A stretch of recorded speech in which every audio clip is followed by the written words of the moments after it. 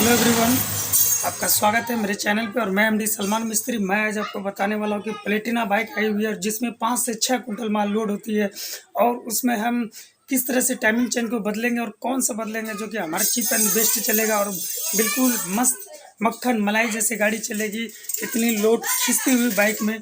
और उस बाइक में किस तरह से मैं मतलब टाइमिंग चेन को सिस्टम से लगाऊंगा और कैसे उसको मतलब मेन ट्रिक पे मतलब पॉइंट को सेट करता हूँ, तो इसमें बहुत कुछ आपको सीखने को मिलेगा। जैसे हम टाइमिंग चेन, नया भाई मिस्त्री भाई बोलते हैं टाइमिंग कैसे लगाएं, तो मैं उसको बताता हूँ कि कैसे टाइमिंग को एक्यूरेट मिलाया जाता है, कैसे कैम सप्टा को सेट किया जाता है, कैसे मैग्नेट के अंदर जो हमारा सिंबल होता है उसका मैं पहचान इस वीडियो में आपको A to Z बताऊँगा, जो कि आपको आगे से मुश्किल का सामना नहीं करना पड़ेगा। तो चलिए मैं स्टेप बाय स्टेप शुरू करता हूँ, खोलता हूँ और दिखाता हूँ आपको किस तरह से हम टाइमिंग चेन को लगाएंगे। और ये हमारे पास जो आई हुई प्लेटिना बाइक है, तो इस वीडियो में बने रहिए। Thank you.